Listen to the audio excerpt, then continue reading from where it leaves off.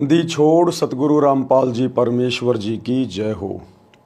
परमपिता परमात्मा सारी सृष्टि के रचनहार कुल मालिक असंख्य ब्रह्मांडों के स्वामी जगत गुरु तीनों लोकों में प्रवेश करके सबका भरण पोषण करने वाले राजाधिराज आत्माधार नाथों के नाथ देवों के देव महादेव सर्वेश्वर महेश्वर मृत्युंजय अजरो अमर आदि अनादि सनातनी प्रभु जगत पिता जगदीश्वर श्री श्री 1008 की उपाधि के वास्तविक अधिकारी अकाल मूरत सौद स्वरूपी राम वासुदेव सर्वगतम ब्रह्म परम पूज्य प्रथम पूज्य परम संत परम पुरुष परम धनी परम दयालु सत्य कबीर हक्का कबीर अल्लाहु अकबर बाखबर अल्लाह ताला जगत के तारणहार जगत के मुक्तिदाता जगत के जगन्नाथ हारे के सहारे हिंदुओं के राम मुसलमानों के अल्लाह सिखों के वाहिगुरु ईसाइयों के मसीह दया के सागर दयानिधि करुणा के सागर करुणानिधि स्वयंभू परिभू संकट मोचन कष्ट हरण मंगल करण दुख भंजन अविगत कबीर निर्विकार निर्विषम परमात्मा अलय अलेख सतगुरु आदि अनादि सतगुरु असली मर्यादा पुरुषोत्तम असली राम असली कृष्ण असली घनश्याम असली मुरारी राजाओं के राजा महाराजाओं के महाराजा शहनशाहों के शहनशाह सम्राटों के सम्राट भगवानों के भगवान अल्लाहों के अल्लाह प्रभुओं के प्रभु मसीहाओं के मसीह सच्चे वाहे गुरु बाबाओं के बाबा पीरों के पीर सेठों के सेठ जगत सेठ सावड़सा सेठ सर्वगुण संपन्न अनंत कोटि कलाओं के स्वामी अनंत कोटि ब्रह्मांडों के नायक योगियों में महायोगी ध्यानियों में महाध्यानी सिद्धों में परम सिद्ध ज्ञानियों में तत्व ज्ञानी ब्रह्म ज्ञानी महाज्ञानी परम ज्ञानी सर्वश्रेष्ठ ज्ञानी विज्ञानी युवा कबीर समर्थ कबीर असमवाद अमित ओझा सच्चे रहनुमा करीम अल्लाह शुभान अल्लाह दुनिया के अंतिम पैगंबर 8 सितंबर 1951 से गांव धनाना जिला सोनीपत हरियाणा भारतवर्ष की पावन भूमि पे प्रकट रियल कल की भगवान श्री नारायण साकार हरि श्री बाबा साहिब नूर अनंत परमात्मा संत शिरोमणि सतगुरु रामपाल जी परमेश्वर जी के चरण कमल में साध संगति से जुड़े हुए आप और हम सभी सत्सेवक भाई बहनों का अनंत कोटि दंडवत प्रणाम। सत्साई भाई और बहनों, दया परम पिता परमेश्वर जी की सारी सृष्टि के रचनहार सतगुरु रामपाल जी भगवान की जिनके शुभ आशीर्वाद से विशेष आशीर्वाद से उन्हीं के कर कमल से लिखित पवित्र पुस्तक जीने की राह के ऊपर वीडियो बनाने की श्रृंखला जारी है। इस श्रृंखला में आज हमारा ये 16वें नंबर का वीडियो है। प्रत्येक वीडियो में भक्ति मार्ग से संबंधित बहुत ही अच्छी बातें गुरुदेव के आशीर्वाद से हमें सीखने और समझने को मिल रही हैं। यदि आपने अभी तक इस पुस्तक का पार्ट नंबर 1 नहीं देखा है या पार्ट नंबर 1 से देखना शुरू नहीं किया है तो आपको ज़रूर देखना चाहिए, क्योंकि शुरुआती वीडियो पुस्तक का प्रस्तावना होती है, उसकी भूमिका होती है और भूमिका को अच्छे से समझे बिना हम आगे का वीडियो नहीं समझ पाएंगे। तो भाई और बहनों, पिछले वीडियो में गुरुदेव भगवान ने हमें कर्मों के लेखे जोखे के बारे में, किस प्रकार हमारा जो परिवार होता है, बेटा बेटी माता पिता पत्नी होती है, वो हमारे पिछले जन्म के लेनदार होते हैं, कर्जदार होते हैं, और किस प्रकार से हम अपना अदला बदला एक दूसरे के साथ ऋण संबंधों में जुड़ के रिश्तों में जुड़ के पूरा करके चले जाते हैं। कोई सुखी करके अपना कर्ज उतारता है तो कोई दुखी करके अपना कर्ज उतारता है। कोई अकाल मृत्यु को प्राप्त होकर पूरे परिवार को निराशा में डूबो जाता है। तो ये सारे हमारे पिछले जन्मों के लेन देन होते हैं। इसलिए परमात्मा कहते हैं एक लेवा एक देवा दूतम कोई किसी का पिता नहीं पुतम ऋण संबंध जुड़ा एक ठाठा और अंत समय सब बारा बाटा। मरने के बाद में वो बेटा कहीं जाएगा, बेटी कहीं जाएगी, वो बाप कहाँ जाएगा, माँ कहाँ जाएगी, स्वयं कहाँ जाएगा, कोई भरोसा नहीं। इसलिए सतगुरु ने आकर हमें सत भक्ति दी है कि बच्चों आप ये सत भक्ति करो, मर्यादा में रह के लगे रहो, अपने गुरु पर पूरा विश्वास करो, तुम्हें 84 लाख योनियों में नहीं जाने दिया जाएगा, तुम्हें फिर से संबंधों में रिश्ते नातों में नहीं बांधा जाएगा, तुम सतगुरु के शब्द स्वरूपी विमान में बैठ के सतलोक जाओगे, जहाँ जाने के बाद में कोई लेना देना नहीं है। वहाँ ना कोई लेवा है, ना कोई देवा है, ना कोई ऋणदाता है, ना कोई कर्जदार है। वहाँ सुख ही सुख है, क्योंकि वो सुख सागर है। वहाँ हर प्रकार से तुम्हें हर प्रकार के सुख भोगने को मिलेंगे। तो भाई और बहनों, ये बातें तो हमें उसी समय समझ में आएंगी और इन बातों पर हम उसी समय अमल करेंगे जब हम गुरुदेव के द्वारा लिखित कोई पुस्तक पढ़ेंगे या उनके यूट्यूब पर जाकर सत्संग सुनना शुरू करेंगे। तो प्रार्थना है, मोबाइल सभी के हाथ में है। सृष्टि रचना सतगुरु रामपाल जी भगवान, इस प्रकार से यूट्यूब पर जाकर सर्च करें और गुरुदेव के सत्संग अति शीघ्र सुनना शुरू करें। तो आज हम वीडियो में आगे से शुरू करते हैं। गुरुदेव हमें क्या समझा रहे हैं। पवित्र पुस्तक जीने की राह, वीडियो नंबर 16, पेज नंबर 121। एक लेवा एक देवा दूतम, यानी परिवार में जो हम जुड़े हुए हैं आपस में, परिवार में बेटा बेटी भी हैं, माता पिता भी हैं, तो कोई तो अपना कर्जा उतारने आ रहा है, कोई अपना कर्जा देने आ रहा है। किस प्रकार से? जिस समय श्री शिव जी ने अपनी पत्नी पार्वती जी को अमरनाथ स्थान पर एक सूखे वृक्ष के नीचे बैठकर नाम दीक्षा अमर मंत्र दिया था, उस वृक्ष की खोगड़ यानी तने में बने बिल में मादा तोते ने अंडे उत्पन्न कर रखे थे। समस्त अंडे तो शिव जी की हाथों से बजाई ताली से बच्चे बनकर उड़ गए। उनमें एक अंडा गंदा यानी अस्वस्थ था, उसका जीव उसके अंदर था, यानी आत्मा उसी से चिपकी हुई थी। जब श्री शिव जी ने श्री पार्वती जी को दीक्षा मंत्र सुनाया तो वह गंदा अंडा स्वस्थ हो गया और तोते का बच्चा बन गया। यानी कबीर परमात्मा ने शंकर जी को अमर मंत्र दिए और शिव जी ने वही मंत्र अपनी पत्नी पार्वती को दिए। वही मंत्र जो हम प्रथम दीक्षा में गुरुदेव से वर्तमान में प्राप्त कर रहे हैं। वर्तमान में तो गुरुदेव हमें भक्ति का कंप्लीट कोर्स दे रहे हैं।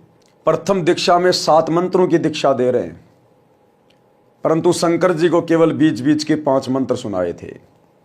और वही 5 मंत्र शरीर में बने कमलों में जो प्रधान देवी देवता हैं उनके हैं। वो मंत्र जब शिव जी ने बोलकर पार्वती जी को सुनाए तो उन मंत्रों को उस गंदे अंडे वाली जीव आत्मा ने भी सुन लिया और उन मंत्रों का इतना जबरदस्त प्रभाव कि वो गंदा अंडा स्वस्थ हो गया और फूट गया। उसके अंदर वो जीव प्रफुल्लित हो गया, उसका विकास हो गया और तोता बन के उड़ चला। इन मंत्रों की इतनी पावर है। अब आप कहेंगे कि वर्तमान में भी तो हम मंत्र करते हैं, बहुत सारे लोग सुन लेते हैं, जानवर भी सुन रहे हैं, पशु पक्षी भी सुन रहे हैं। भाई और बहनों, हम जिस स्थान पर हैं, इस स्थान में और जिस जगह पर शंकर जी ने पार्वती जी को ये मंत्र सुनाए थे, उस स्थान में बहुत अंतर है। हम आत्माओं में और शंकर जी ने जिस आत्मा को यह मंत्र सुनाया था पार्वती जी को, हमारे में और उनके पाप कर्मों में बहुत ज्यादा अंतर है।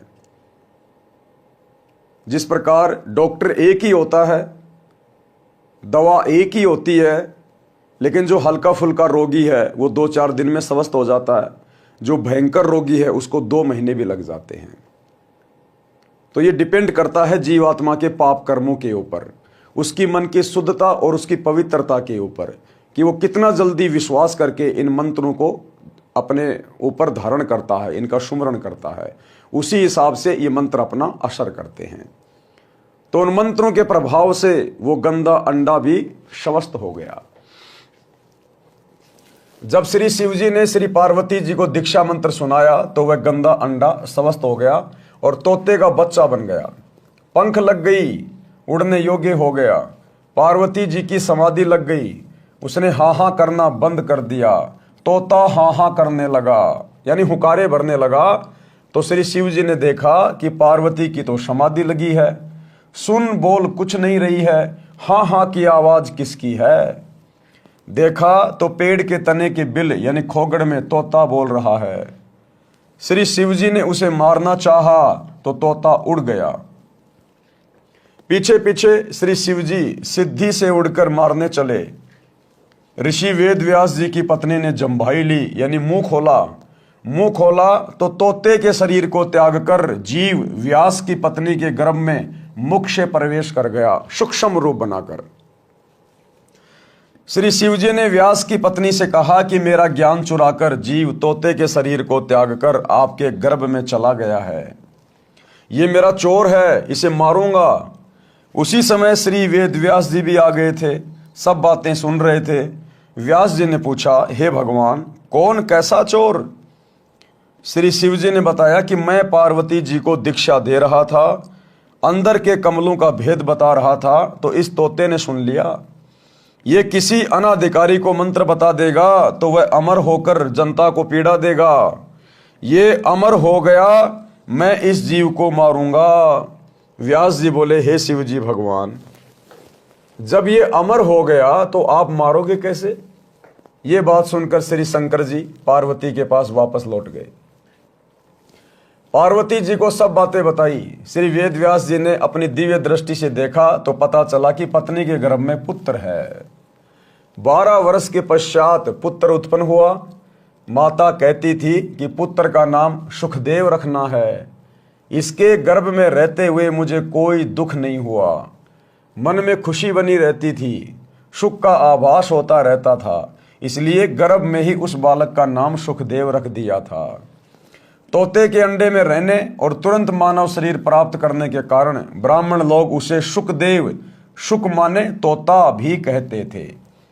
ऋषि सुखदेव जी का जन्म लेते ही 12 वर्ष का शरीर बन गया और उठकर चलने लगे। तो ऋषि वेदव्यास जी ने कहा, हे पुत्र, कहाँ चला? सुखदेव जी अपने माता पिता की ओर पीठ करके बोले, आपका और मेरा इतना ही संग है, यानी इतना ही संस्कार है। ऋषि व्यास जी ने कहा, हे पुत्र सुखदेव, हमने तेरे जन्म लेने की 12 वर्ष प्रतीक्षा की और आज आप छोड़कर जा रहे हो, एक बार मुख तो दिखा दे। सुखदेव ऋषि बोले, हे ऋषि जी, बहुत बार आप मेरे पिता बने, अनेकों बार मैं आपका पिता बना। यानी पिछले वीडियो में गुरुदेव ने हमें रिश्ते नातों की जिस कदर व्याख्या करके बताई, उसी संदर्भ में परमात्मा हमें आज ये दूसरी कथा सुना रहे हैं कि वास्तव में बेटा बेटी की क्या स्थिति होती है, ये माता पिता कौन होते हैं, भाई बंधु रिश्तेदार हमसे क्यों जुड़ते हैं, ये हमारे पिछले जन्मों के ऋणी होते हैं। उन्हीं ऋणों के कारण अगले जन्मों में हम, जब कभी ये मनुष्य शरीर प्राप्त होता है, हम रिश्तों में जुड़ जाते हैं। तो सुखदेव ने, जो कि मां के गर्भ में सब कुछ देख रहा था, सब कुछ जान रहा था, और वो बाहर भी केवल इसी शर्त पे आया था, ब्रह्मा विष्णु महेश को कह दिया था कि आप अपनी इस माया को रोको, उसके बाद मैं गर्भ से बाहर आऊंगा, अन्यथा गर्भ से बाहर आते ही जो मुझे गर्भ में याद होता है वो सब जीव बाहर भूल जाता है।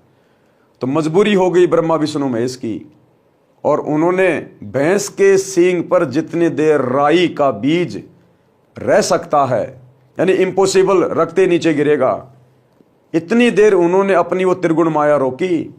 उसी समय सुखदेव अपनी सिद्धि शक्ति से बाहर आ गया। सुखदेव ने तो क्या बाहर आना था, परमात्मा ने इस कलयुग की बिचली पीढ़ी में आप और हम भक्तों को विश्वास दिलाने के लिए कि मां के गर्भ में क्या होता है, किस प्रकार से फिर बाहर आते तीनों गुणों का प्रभाव हो जाता है, ये सारे एग्जाम्पल सतगुरु रामपाल जी भगवान ने हम बिचली पीढ़ी वाली आत्माओं को दृढ़ करने के लिए कोड किए हैं। ये ब्रह्मा विष्णु महेश की औकात नहीं है माया को रोकने की। ये तो बेचारे मैनेजर हैं, जैसा इनको काल आदेशित कर रहा है वैसा ये कर रहे हैं, काल को परमात्मा आदेशित कर रहा है। तो अंतिम शक्ति परमात्मा है, कबीर देव सतगुरु रामपाल जी भगवान, सारा खेल परमात्मा ही खेलते हैं। तो ब्रह्मा विष्णु महेश की बस की बात नहीं थी उस माया को रोकना। वो बेचारे अपनी माया तो नहीं रोक सकते। शंकर जी काम वासना में इतने ज्यादा व्याकुल हो गए और मोहिनी के पीछे पीछे बदनीयत से उसके पीछे चल पड़े और आगे चलकर उसका हाथ पकड़ लिया सेक्स के लिए। उसी समय उनका वीर्यपात हो गया। ये बेचारे अपनी माया तो नहीं रोक सकते, ये भला ये संसार की माया को कैसे रोक देंगे? तो रोकने वाले परमपिता परमेश्वर कबीर देव सतगुरु रामपाल जी भगवान हैं। आप और हमें इस भक्ति मार्ग पर वर्तमान समय में दृढ़ करने के लिए, क्योंकि मालिक को पता है ये काल का भयंकर जाल है, अंत समय में ये जीव आत्मा अपने परिवार को देखकर कहीं व्याकुल ना हो जाए, कहीं अपने पोता पोती को देखकर कि इतने साल मैं इनके साथ में रहा, मैं जिया, आज मैं जा रहा हूं, उस परिवार की मोह ममता में अपना पैर ना फंसा ले। तो सुखदेव की कथा के माध्यम से कि किस प्रकार से जीव आत्माएं आपस में ऋण संबंध में बंधती है, तो हमें वो गर्व वाली बातें गुरुदेव इन कथाओं के माध्यम से याद दिला रहे हैं कि यहाँ कोई किसी का बेटा नहीं, कोई किसी की बेटी नहीं। अरे तेरे घर में जन्म लेने से पहले वो कहाँ था, तेरे को पता है क्या? फिर काहे का तू ठेकेदार बन रहा है? और कब वो तुझे छोड़ के चला जाएगा, और चला जाएगा तो कहाँ जाएगा? तेरा है तो उसको पकड़ के रखना, क्यों मरने दे रहा है? तो गुरुदेव हमें हकीकत बता रहे हैं कि यहां हर जीव अपना कर्म भोगता है। ना जाने कितने हमारे बेटा बेटी बन चुके हैं, आज हमारे में जो गधे कुत्ते सुअर बन के घूम रहे हैं, वो हमारे दादा दादी नाना नानी हमारे बेटा बेटी वही हैं जो पिछले जन्मों में हमारे बेटा बेटी थे, हम उनके माता पिता थे। वो वही घूम रहे हैं। उनके प्रति तो कोई प्रेम नहीं है, कोई प्यार नहीं है कि मेरा बेटा कुत्ता बन गया, कुतिया बन गई। कोई बता दे कि पिछले जन्म में ये तेरा बेटा था, तो भी उस कुत्ते में अपनापन नहीं आएगा नजर। तो ये काल की भयंकर माया है। वर्तमान जो रिश्ते नाते होते हैं वो केवल उन्हीं में उलझा के रखता है। तो सुखदेव की कथा के माध्यम से गुरुदेव हमारी आंखें खोलना चाह रहे हैं कि बच्चों, ये रिश्ते नातों की हकीकत है जो तुम्हें बताई जा रही है। अब वो तोते की आत्मा, तोते के शरीर में था वो ऋषि सुखदेव, और जैसे ही वेदव्यास की पत्नी ने जम्भाई ली, मुंह फाड़ा, उसी समय तोते का शरीर छोड़कर सूक्ष्म रूप बनाकर और उसकी पत्नी के गर्भ में चला गया। तो इसी प्रकार हमारे परिवार में जो बेटा बेटी आ रहे हैं, पोता पोती आ रहे हैं, इन ना जाने कोई गधे की योनि से आ रहा है, कोई कुत्ते की योनि से आ रहा है, पोते आ रहे हैं, इन ना जाने कोई गधे की योनि से आ रहा है, कोई कुत्ते की योनि से आ रहा है, हो सकता है कोई इंसान की योनि से आ रहा हो। मरने के बाद अगर ये सतभक्ति नहीं की सतगुरु रामपाल जी भगवान की, तो मरने के बाद कोई गधा बनेगा, कोई कुत्ता बनेगा, कोई शुअर बनेगा। तो ये जीवात्मा जब से हम सतलोक से आए हैं इस काल के साथ में, तब से हम अपना इसी प्रकार से कर्म भोग रहे हैं। तो गुरुदेव के कहने का मतलब है कि बच्चों, तुम इन रिश्ते नातों में मत भटकना, मत घूमना। ये मेरी आत्मा है और मैंने देखना है किसको कब पार करना है, किसको किसके गर्भ में भेजना है, किसको किसका बेटा बनाना है, किसको किसकी माँ बनाना है, किसका बाप बनाना है। ये तुम्हारा काम नहीं है। तुम अपनी जिम्मेदारियों तक सीमित रहो, बाकी समय, बाकी ध्यान केवल अपनी भक्ति में लगाओ। सुखदेव ऋषि बोले, हे ऋषि जी, बहुत बार आप मेरे पिता बने, अनेकों बार मैं आपका पिता बना। ये तो बड़ा बखेड़ा यानी झंझट है। मैं भक्ति करके जन्म मरण से मुक्ति करवाऊंगा। मैं आपकी ओर मुख इसलिए नहीं कर रहा हूं कि कहीं मेरा आप में मोह ना हो जाए। और ये मोह कटता है केवल गुरुदेव के तत्व ज्ञान से, गुरुदेव के आशीर्वाद से। गुरुदेव ने हमें जो भक्ति दी है, इस भक्ति की शक्ति से ना देखने से मोह नहीं कटेगा। चलो, सुखदेव ने आंखों से तो नहीं देखा, लेकिन उस मन को कैसे मारेगा जो बार बार ये कहता है कि वो तेरा बाप था, वो तेरा बाप है, वो तेरी माँ थी, वो तेरी माँ है। रह रहकर याद तो आएगी, तो मन को कैसे मारेगा? मन मरेगा सतगुरु के ज्ञान से, सतगुरु के आशीर्वाद से। ये कहकर संत गरीबदास जी ने वाणी द्वारा बताया है कि एक लेवा एक देवा दूतम, कोई किसी का पिता न पूतम। ऋण संबंध जुड़ा एक ठाठा, अंत समय सब बारा बाटा। और मरने के बाद में वो बेटा कहीं गया, बाप कहीं गया, दादा दादी कहाँ गए, किसी को कोई लेना देना नहीं। 2 4 5 दिन रो लिए, 12 13 करके फिर अपने जीवन में मस्त हो गए। भावार्थ, सुखदेव जी ने कहा कि जो परिवार के सदस्य बेटा बेटी आदि आदि नातों में हैं, वे सब पूर्व जन्मों का ऋण लेने या देने के लिए जुड़े हैं। वास्तव में कोई किसी का पिता पुत्र नहीं है। मृत्यु के उपरांत सब अपने अपने संस्कारवश भिन्न भिन्न स्थानों पर जाकर अन्य शरीर धारण कर लेते हैं। इसलिए कोई किसी का पिता पुत्र नहीं है। हम लोग कहावत सुनते थे कि महाभारत के युद्ध में चक्रव्यूह में जब अभिमन्यु मारा गया, तो श्री कृष्ण जी उसको जीवित नहीं कर पाए। अपने भांजे को श्री कृष्ण जी जीवित नहीं कर पाए। अर्जुन बड़ा व्याकुल हो गया और एक दिन श्री कृष्ण जी से बोला कि हे केशव, मुझे मेरे पुत्र के दर्शन करवाओ, मैं उसके वियोग में बड़ा व्याकुल हूं, मुझे बहुत ज्यादा ये पुत्र मोह सता रहा है। तो श्री कृष्ण जी लेके गए अर्जुन को ऊपर, जहां पर उसका बेटा बैठा हुआ था स्वर्ग में। थोड़े बहुत समय के लिए जो उसने कोई अच्छे दान पुण्य किए थे, कोई भक्ति की थी, कोई शुभ कर्म किए थे, उनके प्रतिफल में वो स्वर्ग में बैठा हुआ था, अपने यार दोस्तों के साथ में ताश पत्ते खेल रहा था, शतरंज खेल रहा था। अब वो आत्मा तो वहां से शरीर छोड़ गई, उसने तो दूसरा जन्म वहां पा लिया, उसको तो दूसरे माता पिता मिल गए, उसको तो कुछ भी याद नहीं है। अब श्री कृष्ण जी जब अर्जुन को लेकर गए, अब वहां जाते ही अर्जुन तो अपने बेटे को पहचान गया, गले लग गया, हाय मेरा बेटा, हाय मेरा अभिमन्यु, तू कैसा है बेटा, मैं तेरे वियोग में व्याकुल हो रहा हूं, क्या तुझे मेरी याद नहीं आती। वो अभिमन्यु उसके मुंह की ओर देख रहा है और बोला, भाई साहब कौन हो आप, क्यों जबरदस्ती मेरे सिर पड़ रहे हो, कौन किसका बेटा। बोला, ना जाने तू कितनी बार मेरा बाप बन लिया, मैं कितनी बार तेरा बाप बन लिया, ये वहां का रिश्ता वहीं तक सीमित था, मुझे तो याद भी नहीं है तो कौन अर्जुन है, मैं कैसे मरा था, कैसे क्या हो गया। तब अर्जुन को जाके थोड़ी बहुत सांत्वना हुई, लेकिन तत्व ज्ञान के बिना तो वो बातें रह रह के फिर भी आदमी को कसोटती रहती हैं।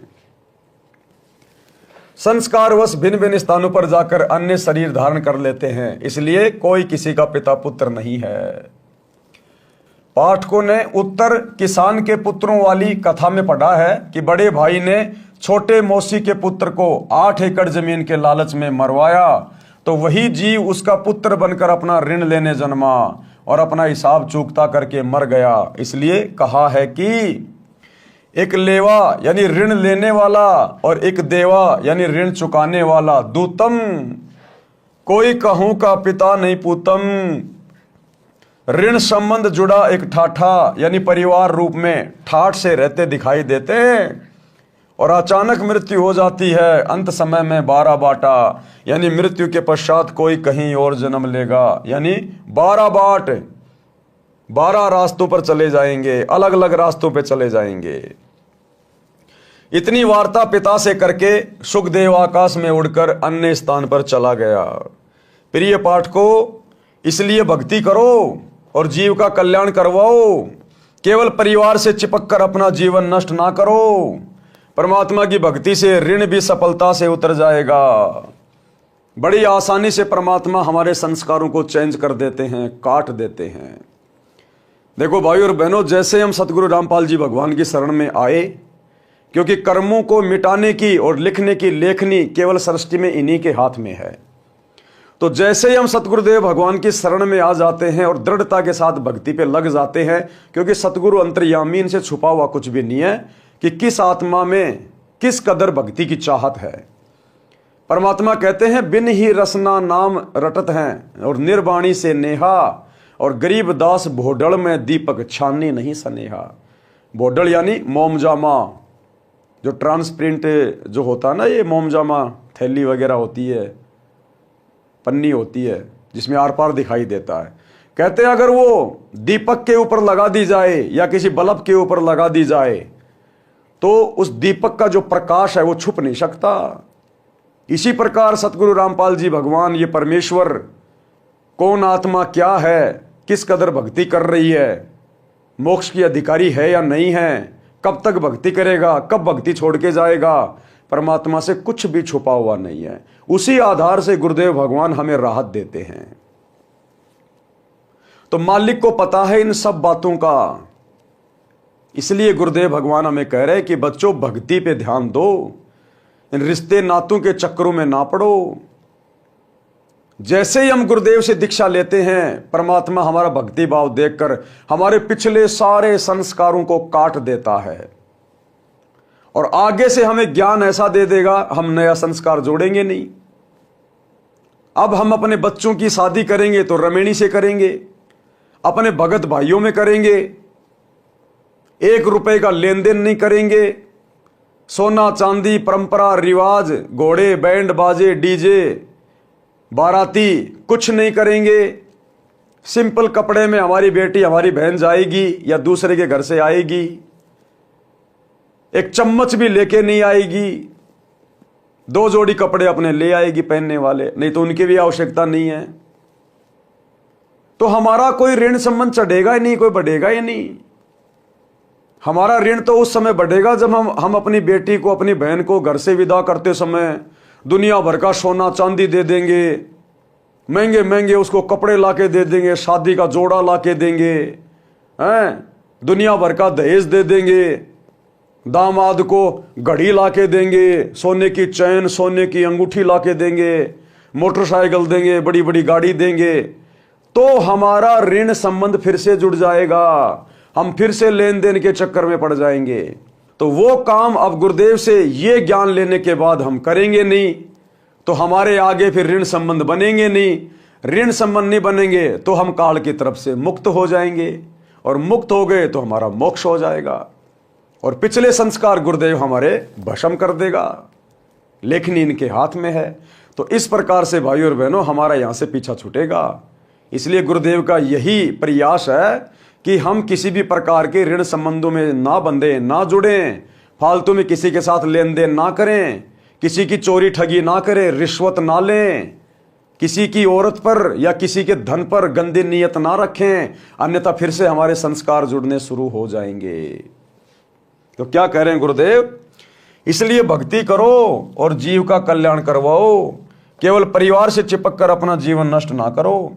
परमात्मा की भक्ति से ऋण भी सफलता से उतर जाएगा। कथनी और करनी में अंतर घातक है, ये बहुत इंपॉर्टेंट बात है। करनी तज कथनी कथ है, अज्ञानी दिन रात, कुत्ते जो भोगत फिर सुनी सुनाई बात। गुरुदेव कह रहे हैं अब तुम भगत बन गए, अब तुम्हारे ऊपर परमात्मा का विधान लागू हो गया, अब तुम भक्तों की करनी और कथनी एक होनी चाहिए। अगर अंतर पाया गया तो धर्मराज के हत्थे चढ़ जाओगे। क्या कह रहे हैं परमात्मा एक कथा के माध्यम से? एक व्यक्ति प्रसिद्ध कथावाचक था तथा प्रतिदिन रामायण का पाठ भी करता था। एक दिन किसी कार्यवश पाठी जी को शहर जाना पड़ा। उसके साथ उसका साथी भी था। गांव से 3 किलोमीटर दूर रेल का स्टेशन था। सुबह 5 बजे गाड़ी पर चढ़ना था, इसलिए स्नान करके स्टेशन पर पहुंच गए। विचार किया कि पाठ गाड़ी में कर लूंगा। गाड़ी में चढ़ गए। जिस डिब्बे में वे दोनों चढ़े वह भरा था, कोई सीट खाली नहीं थी। कुछ व्यक्ति खड़े थे। गाड़ी चल पड़ी। कुछ देर पश्चात उस पाठी ने सीट पर बैठे 2 व्यक्तियों से कहा कि भाई साहब कृपया मुझे सीट दे दें, मैंने रामायण का पाठ करना है, आज गाड़ी पकड़ने की शीघ्रता के कारण घर पर नहीं कर सका। सज्जन पुरुषों ने पूरी सीट ही खाली कर दी। वे खड़े हो गए और बोले, हे पंडित जी, हमारा अहोभाग्य है कि आज हमको भी पवित्र ग्रंथ रामायण जी का अमृत ज्ञान सुनने को मिलेगा। पंडित जी ने पाठ ऊंचे स्वर में बोलना शुरू किया। प्रसंग था, भरत ने अपने बड़े भाई के अधिकार वाले राज्य को स्वीकार नहीं किया। जब तक श्री रामचंद्र जी वनवास पूर्ण करके नहीं आए तब तक राजगद्दी पर अपने भाई रामचंद्र की जूती रखी और स्वयं पृथ्वी पर बैठा और नौकर बनकर राज का संभाला। जब भाई रामचंद्र अयोध्या लौटे तो उनको राज्य लौटा दिया। भाई हो तो ऐसा। पंडित जी क्या बोले? भाई हो तो ऐसा। पाठ संपूर्ण होने पर सबने कहा कि वाह पंडित जी वाह, कमाल कर दिया। एक व्यक्ति उसी डिब्बे में ऐसा बैठा था जिसने अपने पिताजी की बरसी पर 1 दिन का पाठ करना था। कोई पाठी नहीं मिल रहा था। बरसी अगले दिन ही थी। उसने पंडित जी से कहा कि हे गुरुजी, कल मेरे पिताजी की बरसी के उपलक्ष्य में पाठ कर दो। पंडित जी बोले कि कल नहीं कर सकता। सब उपस्थित यात्रियों ने कहा कि पंडित जी, आपका तो कार्य यही है, इस बेचारे के लिए मुसीबत बनी है, परंतु पाठी साफ मना कर रहा था। सबने पूछा कि ऐसा क्या आवश्यक कार्य है जो आप कल पाठ को मना कर रहे हो? पंडित जी बात को टाले, बस वैसे ही, हकीकत नहीं बता रहा पंडित जी। उसका साथी, उस पंडित जी का साथी जो उसका गवाह बन के उसके साथ में जा रहा था, उसका साथी बोला कि मैं सच्चाई बताऊं, ये कल क्यों पाठ नहीं कर सकता? इसने अपने बड़े भाई पर 50 गज की कुर्डी के गड्ढे पर, कुर्डी क्या होती है? जहां पर गाय भैंस का गोबर डाला जाता है, छोटी सी जगह होती है वो। तो वो साथी क्या बोला इसने अपने भाई पर 50 गज की कुर्डी के गड्ढे पर मुकदमा कर रखा है। मैं इसका गवाह हूं, कल की तारीख है। अब बताओ, वो कथा तो सुना रहा है भरत और रामचंद्र की कि भाई हो तो ऐसा, राज्य भी त्याग दिया, नौकर बन के राज्य किया भगत ने, भाई हो तो ऐसा, और खुद ने अपने भाई के ऊपर मुकदमा कर रखा है। तो परमात्मा कहते हैं करनी तज कथनी कथै, और अज्ञानी दिन रात, और कुत्ते जो भौंकत फिरे सुनी सुनाई बात। इसने अपने भाई पर 50 गज की कुर्डी के गड्ढे पर मुकदमा कर रखा है। मैं इसका गवाह हूं, कल की तारीख है। उपस्थित व्यक्ति बोले कि हे पंडित जी, कथा तो कैसी मार्मिक सुनाई, और आप अमल कतई नहीं करते। ऐसे व्यक्ति के द्वारा की गई कथा का श्रोताओं पर क्या प्रभाव पड़ेगा। कबीर जी ने कहा है कि कबीर करनी तज कथनी कथ है, अज्ञानी दिन रात, और कुकर ज्यों भौंकत फिरे सुनी सुनाई बात।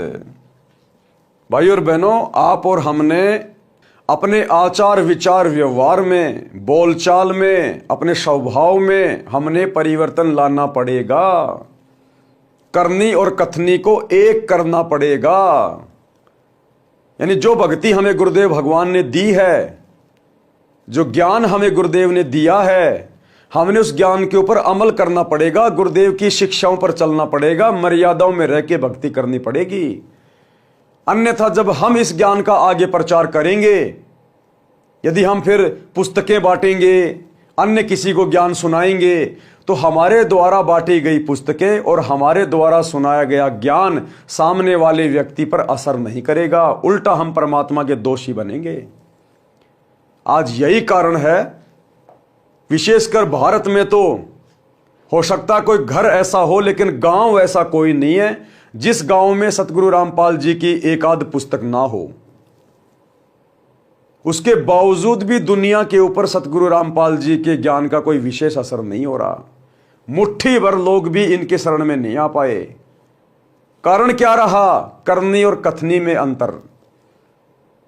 सतगुरु रामपाल जी के जितने भी भगत हैं जो सेवा करते हैं इन पुस्तकों की, उन भक्तों की करनी और कथनी में रात दिन का अंतर है। ये दुनिया में तो ढिंडोरा पीटते हैं कि हमारे गुरुजी परमात्मा है, हमारे गुरुजी भगवान है, हमारे गुरुजी कबीर जी हैं,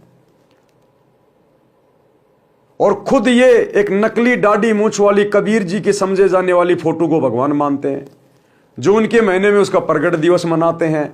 तो इनकी करनी और कथनी में अंतर है। ये खुद अपने गुरुजी को परमात्मा नहीं मानते, भगवान नहीं मानते। इस कारण से लोगों के ऊपर इस ज्ञान का विशेष असर नहीं हो रहा। ज्ञान प्रचार करते समय, अपने रिश्तेदारों को समझाते समय 90% भाई बहन कहते हैं कि हमारे गुरुजी की शरण में आ जाओ, हमारे गुरुजी डॉक्टरों के डॉक्टर हैं, आप लोगों को हॉस्पिटल जाने की जरूरत नहीं। कैंसर का, चाहे कैंसर का बाप क्यों ना हो, कितनी भी लाइलाज बीमारी क्यों ना हो,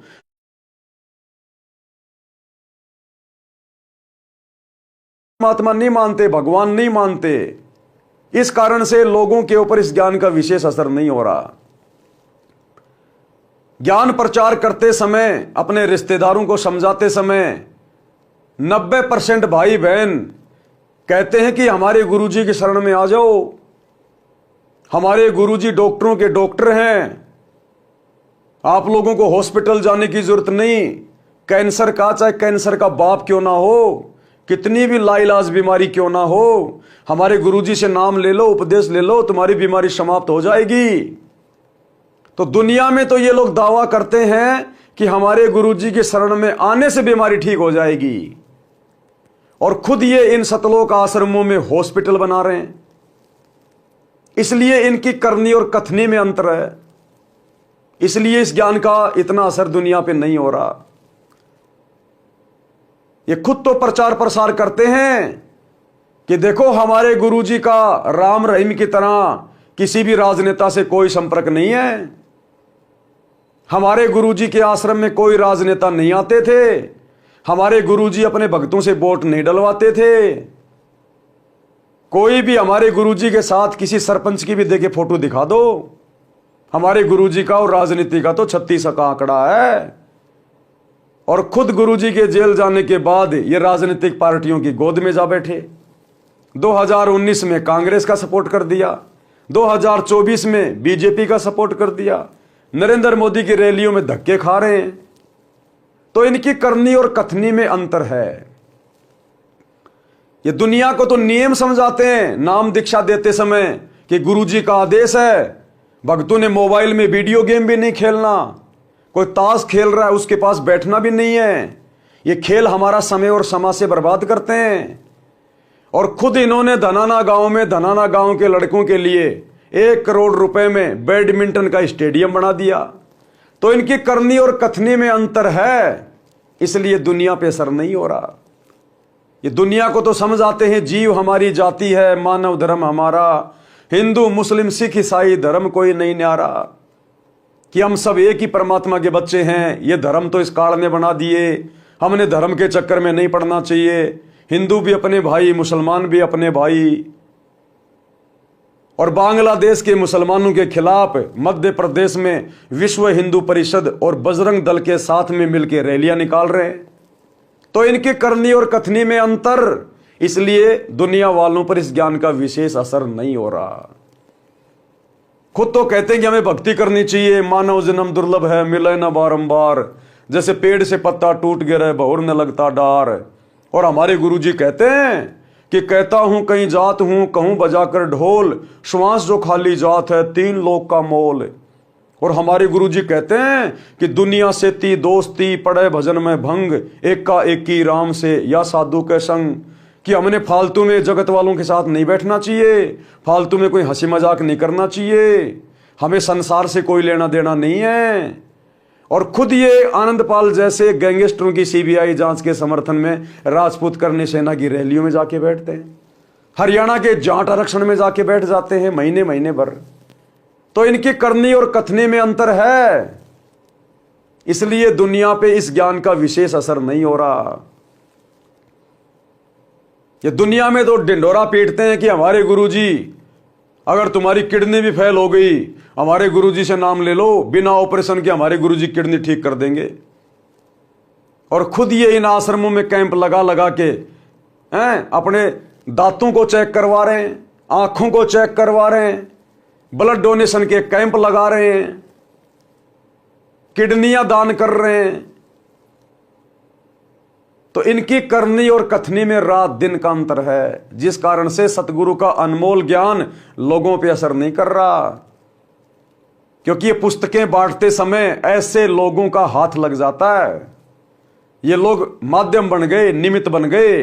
तो निमित्त करता यदि मर्यादा में नहीं है, गुरु के वचन में नहीं है, गुरु को परमात्मा नहीं मानता है, गुरु की शिक्षाओं पे अमल नहीं कर रहा है, तो उस भगत के द्वारा बांटी गई पुस्तकें भी सामने वाले पर पूरा असर नहीं करेंगी।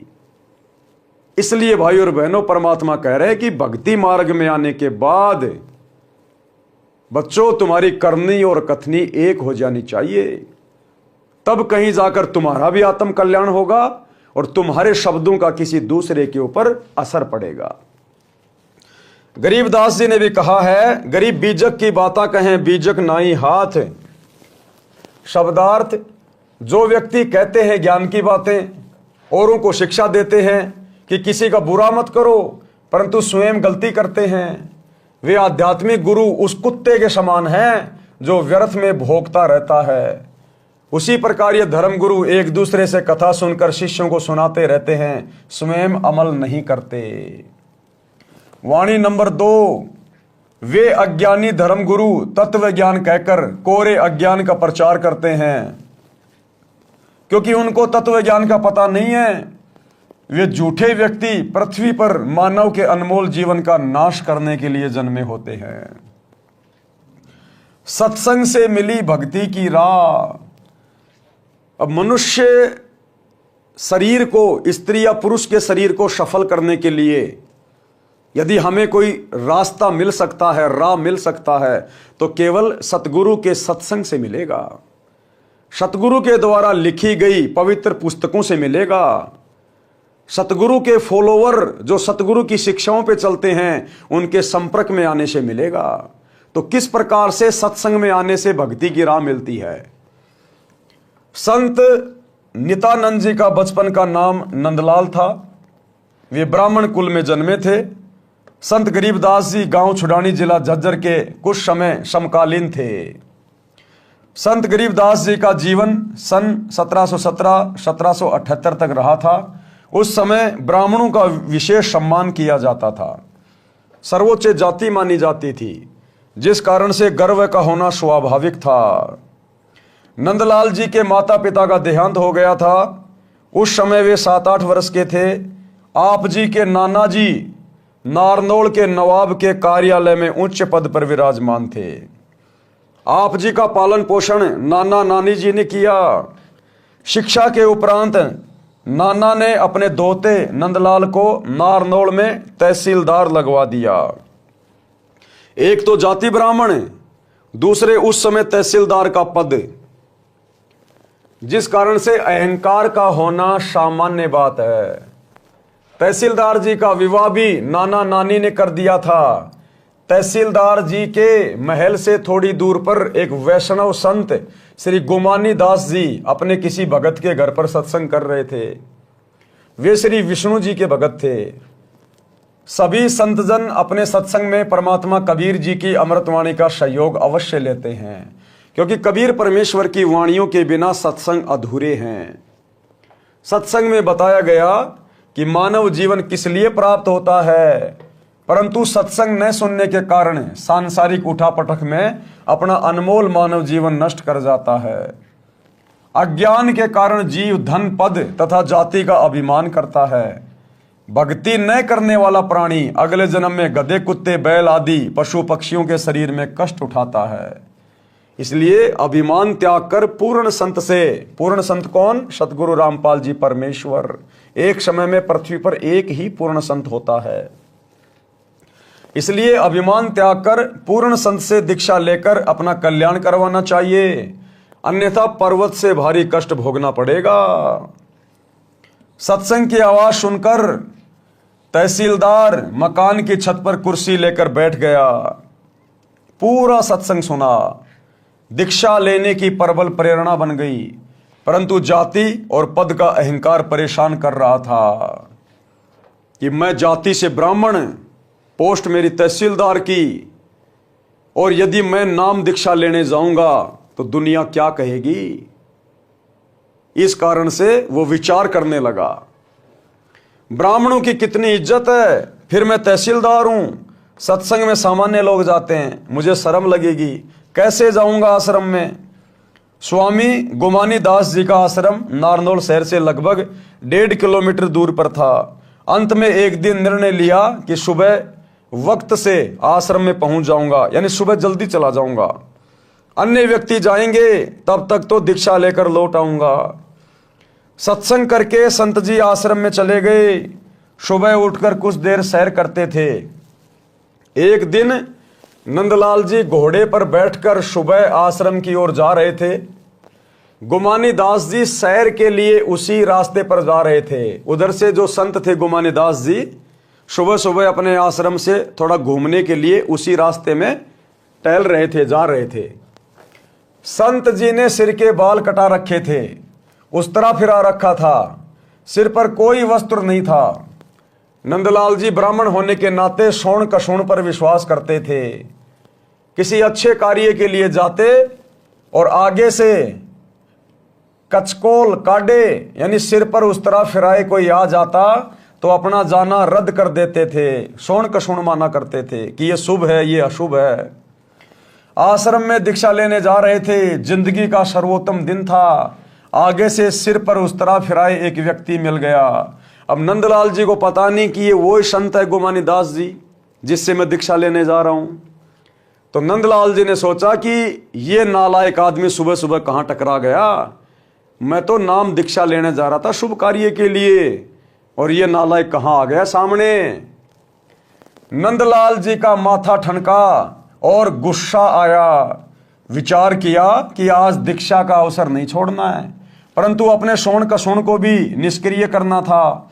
इसलिए अपने आप समाधान निकाल लिया कि इस मनहूस के सिर में टोला यानी हाथ की एक उंगली का उल्टा भाग यूं मारना, टोला मार देता हूं। हम बचपन में बहुत मारा करते थे। बचपन में जब माता पिता हमारे पूरे बाल उतरवा दिया करते थे, उस तरह फिरवा दिया करते थे, तो हम एक दूसरे के यूं मारा करते थे, उंगली की यूं। उसको कहते थे टोला मारना। उसमें आवाज आती थी अच्छी सी और उसको दर्द भी अच्छा होता था, तो हम फिर उसके यूं मारा करते थे टोला। तो नंदलाल जी ने सोचा मैं इसके सिर में एक जो है टोला मार देता हूं तो मेरा काम शुभ हो जाएगा, कसौण समाप्त हो जाएगा। इसी उद्देश्य से घोड़ा उस व्यक्ति संत गुमानी दास जी के पास जाकर रोका और कहा कि हे कमबख्त, तूने आज ही सिर मुंडवा कर मेरे सामने आना था। आज मैं अपनी जिंदगी के सबसे उत्तम कार्य के लिए आश्रम में जा रहा था। यह कहकर गुमानी दास जी के सिर पर टोले मारे और घोड़ा आश्रम की ओर चला दिया। अब देखो भाई और बहनों, परमात्मा हमें शिक्षा दे रहे हैं कि संत भक्तों का व्यवहार कैसा होना चाहिए। अब गुमानी दास जी की तो कोई गलती नहीं थी, लेकिन नंदलाल जी की सोच थी। उन्होंने मार दिया टोला और गाड़ियां भी निकाल दी, लेकिन संत गुमानी दास जी ने कुछ नहीं कहा, अपने दिल पे भी नहीं ली कि ना जाने ऐसे तो साधु संतों के भक्तों के साथ में कितने निकम्मी आत्माएं टकराती हैं, इनके कर्म इनके साथ में है। संत कभी किसी से झगड़ा नहीं करते, राग द्वेष नहीं करते, मनमुटाव नहीं करते, वाद विवाद नहीं करते, तभी संत परमात्मा को प्रिय होते हैं। संतों के साथ ऐसी घटनाएं आम होती हैं, वे अधिक ध्यान नहीं देते। विचार तो किया कि व्यक्ति सभ्य तथा कोई उच्च अधिकारी तथा उच्च कुल का लग रहा था, कार्य पालियों वाले कर गया, लेकिन काम कर गया पालियों वाले। नंदलाल आश्रम में गया, वहां संत के शिष्य मिले, राम राम हुई, आने का कारण बताया, घोड़ा पेड़ से बांध दिया और संत जी के आसन के पास बिछी बोरी पर बैठ गया। संत गुमानी दास जी सैर के पश्चात स्नान करके आसन पर बैठे तो घोड़ा देखा, फिर समझते देर न लगी। नंदलाल जी ने देखा तो शर्म के मारे नीची गर्दन कर ली। अब नंदलाल जी ने देखा, रे भैया ये तो वही महात्मा है जिससे मैं उपदेश लेने आया हूं, और इसके साथ तो मैं बदतमीजी करके आ गया। अब ये भैया नाराज हो जाएगा और ये तेरे को दीक्षा नहीं देगा। नंदलाल अपने हिसाब से सोच रहा था। नंदलाल जी ने देखा तो शर्म के मारे नीची गर्दन कर ली। गुमानी दास को आश्रम के भक्तों ने बता दिया था कि ये तहसीलदार जी दीक्षा लेने आए हैं। नंदलाल जी संत के चरणों में गिर गए और टोला मारने का कारण बताया। संत गुमानी दास जी ने कहा कि हे भगत, जब हम एक आने का घड़ा कुम्हार के पास लेने जाते हैं तो उसको टोले मार मार बजा बजा के देखते हैं कि कहीं फूटा तो नहीं है। आप जी तो जिंदगी का सौदा करने आए हो, आपने गुरुजी बजा कर देख लिया तो कोई पाप नहीं किया। यानी उसकी हिम्मत बढ़ाई कि भगत कहीं निराश ना हो जाए। और संत जी ने कहा कि भैया हम एक 10-20 रुपए का एक मटका लेने के लिए कुम्हार के घर जाते हैं और हम उसको भी 3-4 बार यूं मार मार के टोला बजा बजा के देखते हैं कहीं ये फूटा हुआ तो नहीं है। और आप तो नाम दीक्षा लेने आए थे, आपने अपने गुरुजी को बजा के देख लिया। अगर वो संत गुमानी दास जी उस समय नाराज हो जाते, गुस्से में हो जाते, लड़ाई झगड़ा करने लग जाते नंदलाल जी के साथ में कि तूने मेरा टोला क्यों मारा, क्या समझता अपने आप को, कोई बड़ा अधिकारी है तो मेरे ऊपर राजा है क्या, तेरे को शर्म नहीं आई, तो भाई वो नंदलाल जी उस गुमानी दास को फिर आश्रम में देखकर दीक्षा नहीं लेता कि ये काहे का संत है, काहे का भगत है। रात को तो सत्संग बड़ा प्यारा प्यारा सुना रहा था कि जो तो को काटा बोवे वाको बो तो फूल, तो ए फूल के फूल है वाको है त्रिशूल। और यहां मैंने जरा सी इसके साथ में बदतमीजी की तो ये आग बबूला हो गया। तो करनी तज कथनी कथे अज्ञानी दिन रात, कुत्ते जो भौकत फिर है सुनी सुनाई बात। तो नंदलाल जी कभी भी उससे दीक्षा नहीं लेते, लेकिन उस संत के व्यवहार ने नंदलाल जी को सोचने पे विवश कर दिया। तो इसी प्रकार भाई और बहनों, सतगुरु से उपदेश लेने के बाद हम भक्तों के शील, संतोष, विवेक, दया, अक्षमा, धैर्य, कभी भी सतगुरु परीक्षा ले सकता है। कैसी भी घटनाएं घटित करके, कैसा भी माहौल बना के सतगुरु हमारी कभी भी परीक्षा ले सकता है। जैसे सेऊ, समन और नेकी की परीक्षा ली सतगुरु ने परिस्थितियां पैदा करके। तो हमारी करनी और कथनी में अंतर नहीं होना चाहिए, परिस्थितियां चाहे हमारे सामने कैसी भी क्यों ना हो। और देखो, जब हमारी परीक्षा होती है तो उस समय विपरीत परिस्थितियां होती हैं, विपरीत, क्योंकि विपरीत परिस्थितियों में तो पता चलेगा कि भगत को ज्ञान कितना है, भगत मर्यादा में कितना है, भगत को धैर्य कितना है, भगत में विवेक कितना है। ये विपरीत परिस्थितियों में ही पता चलेगा। परमात्मा कहते हैं ज्ञान संपूर्ण हुआ नहीं और हृदय नहीं छिदाए, और भाई देखा देखी भक्ति का रंग नहीं ठहराए। नित्यानंद जी संत जी के शीतल स्वभाव से और भी अधिक प्रभावित हुए, दीक्षा ले ली। संत गुमानी दास जी ने उनका नाम बदलकर नित्यानंद रख दिया। नंदलाल से क्या रख दिया? नित्यानंद। जब सत्संग से जीने की राह मिली तो नित्यानंद जी ने वाणी बोली। क्या वाणी बोली फिर? ब्राह्मण कुल में जन्म था, मैं करता बहुत मरोड़ यानी अहंकार, और गुरु गुमानी दास ने दिया कुबुद्धि गढ़ तोड़। ये कुबुद्ध का गढ़, ये काल का जाल, ये मोह ममता, ये पांचों विकार केवल सतगुरु के सत्संगों से हट सकता है, दूसरा धरती पे कोई तरीका नहीं है। तो भाई और बहनों, नित्यानंद जी को भी पूर्ण संत नहीं मिला, पूर्ण तत्वदर्शी संत नहीं मिला, पूर्ण मोक्ष का मार्ग नहीं मिला। वो आत्मा भी अभी तक भटक रही है, क्योंकि उसको जो संत मिले थे गुमानी दास जी, वो केवल विष्णु तक के अधिकारी थे। आप और हमारा सौभाग्य देखिए, आप वर्तमान में हमें पूर्ण परमेश्वर प्राप्त हो गए, पूर्ण परमेश्वर, पूर्ण मुक्ति का मार्ग मिल गया। आप और हमारा सौभाग्य कितना अजब गजब है। फिर कितने अधीन हुए वह इस वाणी से पता चलता है। सिर सौंपया गुरुदेव को सफल हुआ यो शीश, और नित्यानंद इस शीश पर आप बसे जगदीश। सिर सौंपया गुरुदेव को सिर कैसे सौंपना है? काट के नहीं चढ़ाना,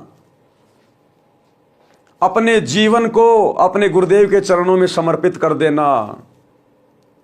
यानी जैसा गुरुजी हमें आदेशित करे, निर्देशित करे, जो गुरु की आज्ञा है, जो गुरु ने सत्संगों में आज्ञा दे दी, जो नियम मर्यादा बता दी, बस हमने केवल उसी लक्ष्मण रेखा में रह के अपना जीवन यापन करना है। अपनी नहीं चलानी फिर कि गुरुजी तो जेल चले गए, कर लो कांग्रेस के साथ में समझौता, कर लो बीजेपी के साथ समझौता। अरे गुरुजी जेल में बैठे हैं, गुरुजी को क्या पता?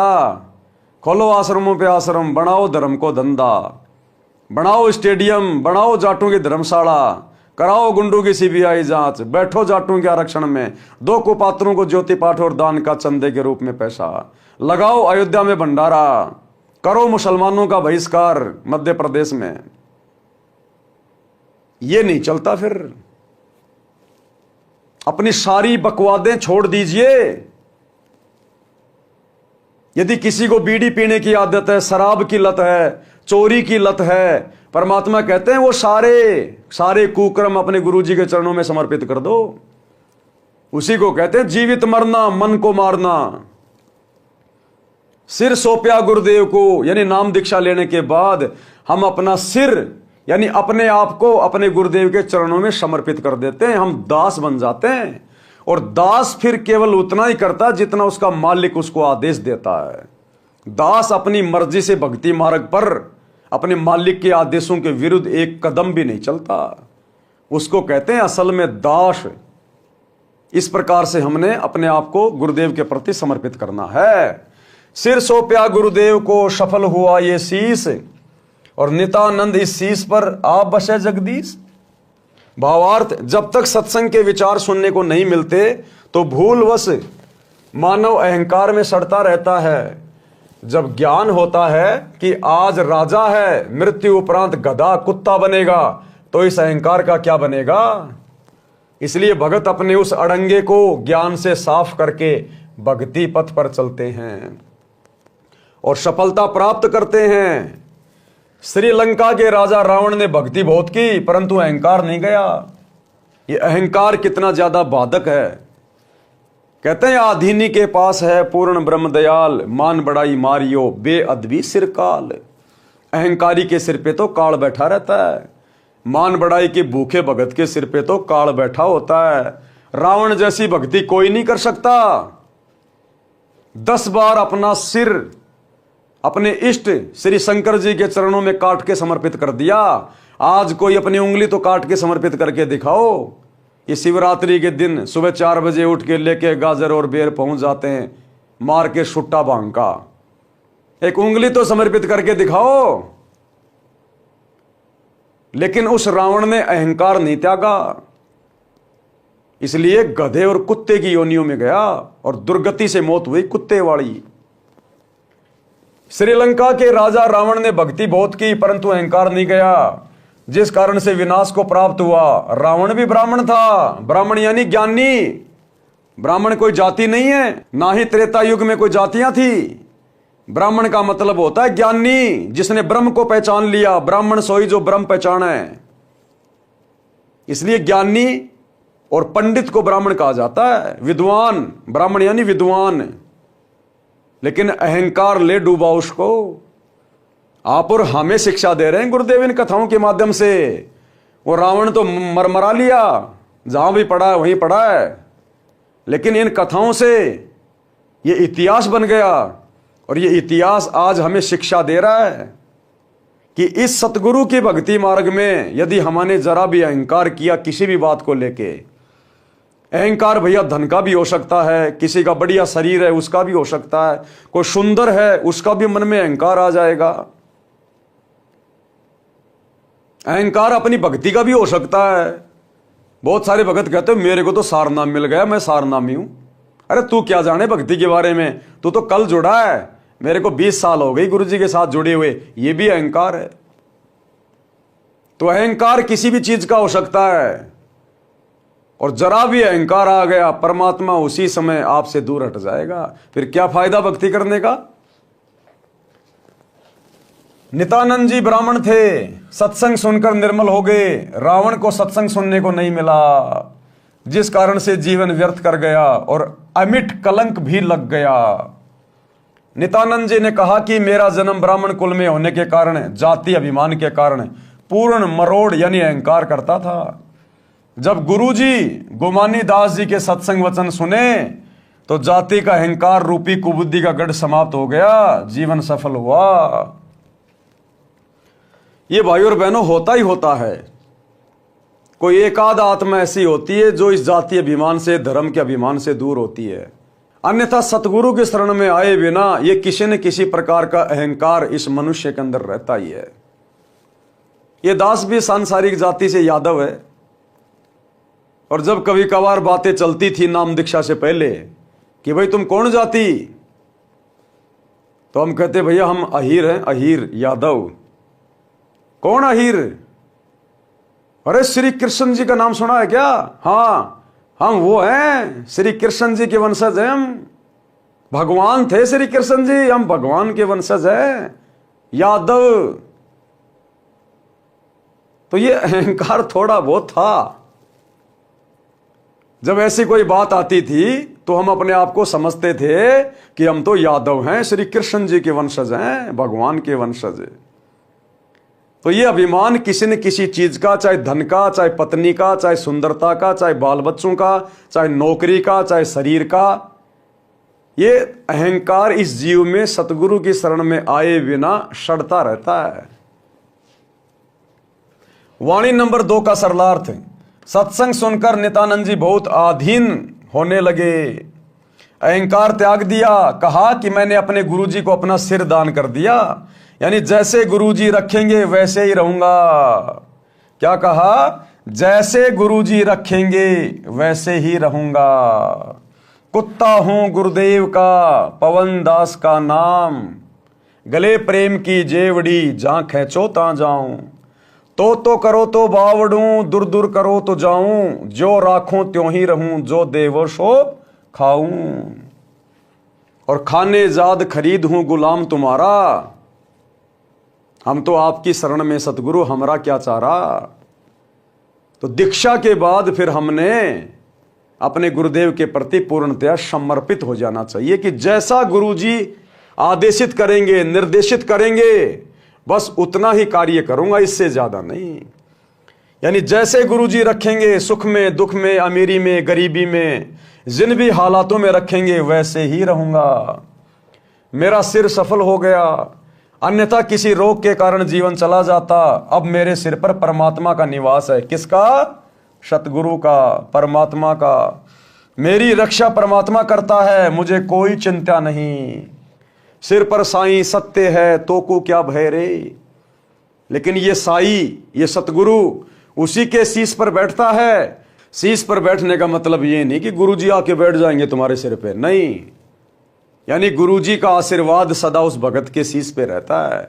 गुरुजी की पल पल नजर उस मर्यादित भगत पे रहती है। जो बच्चा गऊ की नजर में यूं साईं को संत, और भक्तों के पीछे फिरे वो भगत वत्सल भगवंत।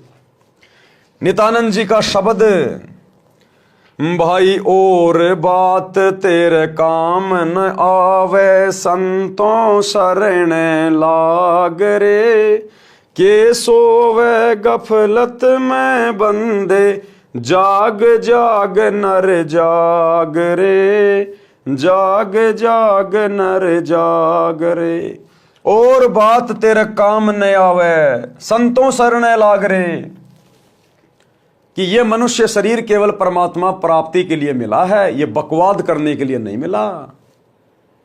इसलिए कहते हैं केवल भक्ति कर, सतगुरु की शरण में आ जा, अपने आत्म कल्याण की सोच, और ये संसार की कोई भी बात तेरा उद्धार नहीं करेगी, तेरे काम की नहीं है। ये विषय विकार करना ये तेरे काम की नहीं है। गंदी राजनीति में पैर फंसाना तेरे काम की नहीं है। और बात तेरे काम ना आवे, यानी इस सत भक्ति के अलावा और जितने भी ये जो कर्म हैं ये तेरे किसी काम के नहीं है। केवल नेक नीति ईमानदारी से अपना काम धंधा कर, परिवार का पालन पोषण कर, और ज्यादा से ज्यादा समय अपने सतगुरु की भक्ति को दे। और बात तेरा काम न आवे, ये शांग सिनेमा देखना, फिल्में देखना, दुनिया भर का मेकअप करना, मान बड़ाई अहंकार में फूला फूला फिरना, राजनेताओं के पीछे दौड़ते रहना, एक समोसे के चक्कर में सारा दिन उनका समर्थन करते रहना, झंडा लेके घूमते रहना। कहते हैं अब ये दुनिया भर की बकवादें फिर भगत के कोई मतलब की नहीं रह जाती। उसने अपने आत्म कल्याण की दिशा में आगे बढ़ना चाहिए, मर्यादा में रह के। कहते हैं के सोवे गफलत में बंदे, कि बहुत ज्यादा सो लिया इस काल की भांग के नशे में, अज्ञान में। अब जाग जा, जाग जाग नर जाग रे। यानी सतगुरु के सत्संग सुनकर जाग जा, काल के षड्यंत्र को पहचान ले, सचेत हो जा, अब गफलत में मत जीना आगे। और बात तेरे काम न आवे, संतों शरण लाग रे। के सोवे गफलत में बंदे, जाग जाग नर जाग रे। जाग जाग नर जाग रे। तन सराय में जीव मुसाफिर, करता रहे दिमाग रे। रात बसेरा कर ले डेरा, चले सवेरा त्याग रे। चले सवेरा त्याग रे। और बात तेरे काम न आवे, संतों शरण लाग रे। के सोवे गफलत में बंदे, जाग जाग नर जाग रे। जाग जाग नर जाग रे। क्या समझा रहे हैं गुरुदेव? तन सराय में जीव मुसाफिर, तन यानी शरीर, सराय यानी धर्मशाला, और जीव मुसाफिर यानी ये जीव आत्मा एक यात्री है। जिस प्रकार आदमी रात्रि बिताने के लिए किसी होटल में, किसी सराय में, किसी धर्मशाला में ठहर जाता है, और सुबह आंख खुलते ही उस धर्मशाला को छोड़ के आगे निकल लेता है, इसी प्रकार इस मनुष्य शरीर में जो हमारी आत्मा है वो मुसाफिर है, और इस सराय रूपी शरीर में, धर्मशाला रूपी शरीर में अपनी आत्मा के कल्याण के लिए यहां पर आई हुई है। ये हमारा जो एक पूरा जीवन है, ये एक सौपन है। हम केवल भक्ति के लिए यहां पर आए हुए हैं। तन सराय में जीव मुसाफिर, करता रहे दिमाग रे। ये जीव आत्मा काल प्रेरणा से ये तरह तरह की बातें सोचती रहती है, तरह तरह का अपना दिमाग लगाती रहती है फालतू का, कि 2 के 4 कैसे बनाए जाएं, ज्यादा से ज्यादा धन कमा के बड़ा घर कैसे बनाया जाए, राजनीति में पैर कैसे फंसाया जाए, दुनिया में नाम कैसे कमाया जाए। तो कहते हैं तन सराय में जीव मुसाफिर और करता रहे दिमाग रे। सारा दिन यही सोचता रहता है, भक्ति निकट भी नहीं है। और कहते भी रात बसेरा कर ले डेरा, चले सवेरा त्याग रे। ये पूरा जीवन हमारा एक रात्रि है, एक रात्रि। जैसे कोई यात्री रात्रि भर होटल में रहता है, सुबह छोड़ के निकल देता है, इसी प्रकार हमारा जितना भी जीवन है, किसी का 60 साल का, किसी का 50 साल का, किसी का 100 साल का, ये केवल एक रात्रि जैसा है। और ये जीव आत्मा इस शरीर में केवल एक यात्री के रूप में है। और जिस दिन ये शरीर छूटेगा, ये जीव आत्मा इस शरीर को छोड़ के निकल जाएगी, फिर कुछ भी याद नहीं लगेगा। तो इस शरीर में रहते सहते हमने भक्ति धन जोड़ना है, भक्ति करनी है परमात्मा की। रात बसेरा कर ले डेरा, चले सवेरा त्याग रे। और बात तेरे काम न आवे, संतों शरण लाग रे। यानी इस मनुष्य शरीर को प्राप्त करने का एक ही टारगेट है, सच्चे सतगुरु की शरण में आकर सत भक्ति करके मर्यादा में रह के अपनी आत्मा का कल्याण करवाना। अन्यथा जिस दिन ये शरीर छूटेगा, ये जीव मुसाफिर यहां से निकल जाएगा, धर्मराज के हत्थे चढ़ेगा। वो फिर आगे कभी बंदर बनाएगा, कहीं गधा बनाएगा, कहीं कुत्ता बनाएगा, नरक में ठोकेगा। उमदा चोला बनया अनमोला, लगे दाग पे दाग रे। उमदा चोला बनया अनमोला, लगे दाग पे दाग रे। 2 दिन की गुजरान जगत में, जले बिरानी आग रे, जले बिरानी आग रे। और बात तेरे काम न आवे, संतों शरण लाग रे। के सोवे गफलत में बंदे, जाग जाग नर जाग रे, जाग जाग नर जाग रे। उमदा चोला बनया अनमोला, ये मानव शरीर बहुत बेशकीमती है, बहुत अनमोल है ये। और तू इसके ऊपर अज्ञानता में संतों की संगति के बिना दाग पे दाग लगा रहा है। रिश्वत लेके, चोरी करके, जारी करके, कुदृष्टि डाल के, नशा करके, जीव हत्या करके, 2 नंबर के काम करके, राजनीति करके तू इस उम्दा चोले को गंदा कर रहा है, दाग पे दाग लगाए जा रहा है, इस मनुष्य जन्म को बर्बाद किए जा रहा है। उम्दा चोला बने अनमोला, लगे दाग पे दाग रे। 2 दिन की गुजरान जगत में, ये तेरे 2 दिन का जीवन है संसार में। क्यों जले बिरानी आग रे, क्यों दुनियादारी में पड़ रहा है फालतू में, क्यों बिरानी आग में जाके पांव फंसा रहा है, क्यों फालतू की राजनीति जाके कर रहा है। ये बिरानी आग में पड़ना है, राजनीति में जाना, दुनिया वालों के साथ में फालतू की यारी दोस्ती रिश्तेदारी निभाना, किसी का बिचौला बनना, किसी का गवाह बनना, ये बिरानी आग में जलना है। यानी सतगुरु की भक्ति के अलावा जितने भी कुकर्ते हैं, ये सारे बिरानी आग में जलने के बराबर है, बिरानी आग में जलने के बराबर। तो परमात्मा कहते हैं तेरा 2 दिन का जीवन है संसार में। यानी जिस दिन ये शरीर छूटेगा, उस दिन फिर हमें क्या मिला, क्या हाथ लगा हमारे। जो कर्म हमने कर लिए बिरानी आग में जल के, दाग पे दाग लगा के, फिर तो वो भोगने शेष रहेंगे। कुबद का चढ़ी चढ़ रही चित पे, तू हुआ मनुष्य से नाग रे। कुबद का चढ़ी चढ़ रही चित पे, तू हुआ मनुष्य से नाग रे। सूझे नहीं सजन सुख सागर, बिना प्रेम बैराग रे, बिना प्रेम बैराग रे। और बात तेरे काम न आवे, संतों शरण लाग रे। के सोवे गफलत में बंदे, जाग जाग नर जाग रे, जाग जाग नर जाग रे। कि भाई नींद से जाग जा, परमात्मा को पहचान ले। काल ने तुझे अज्ञान की भांग पिला रखी है, कुछ चेत जाग। कहते कुबद कहां चढ़ी चढ़ रही चित पर, तू हुआ मनुष्य से नाग रे। ये कुबद कहां चढ़ी है, ये बिरानी आग में जलना, लोगों के साथ में लड़ाई झगड़ा करना, गुस्सा करना, छोटी छोटी बातों पे लड़ मरना, मुकदमे कर देना, रिश्वत ले लेना, भ्रष्टाचारी करना, मिलावट करना, बेवजह किसी को दुखी करना, परेशान करना। ये कुबद कहां चढ़ी चढ़ रही चित पर, तू हुआ मनुष्य नागरे। तू इंसान से सरप बन गया, सरप। बेवजह लोगों को दुखी करता है, परेशान करता है, 2 नंबर के काम करता है, परिवार को भी तू मुसीबत में डाल रहा है। तो कहते हैं कुबद कहां चढ़ी चढ़ रही चित पे, तू हुआ मनुष्य नागरे।